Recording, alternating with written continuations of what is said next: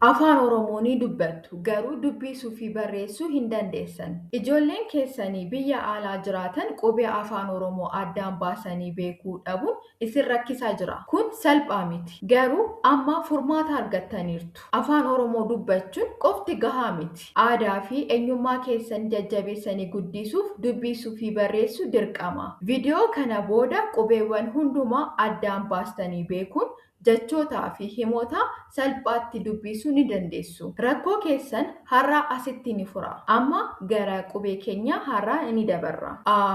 Abbaa, bishaan, bishaan, caffee, caffee, dinnicha, eelee, farda, galaana,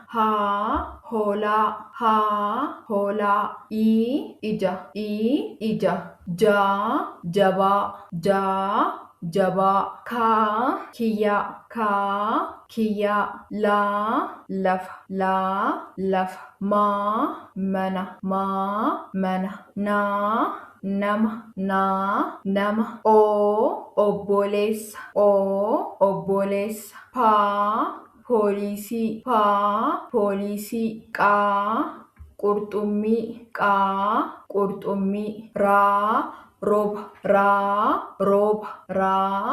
rooba, saree,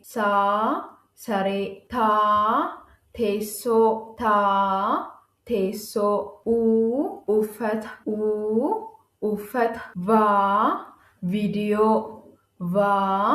viidiyoo, waraabessa,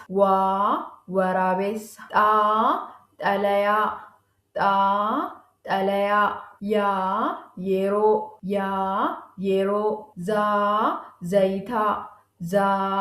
zayitaa. Viidiyoo kanaan qubee salphaatti barattaniirtu jedheen amana. Namoonni karaa keessoo sirriitti barachuu barbaadan jalqabaa kaastanii Oromiffaa, Amaariffaa fi Ingiliffaan bilbila kanarraa jalaan jiru karaa Imoo, Waatsaappii fi Teelegiraam nu argachuu dandeessu. Barumsa keessanii barachuu dandeessu. Viidiyoo kana laayik godhaa.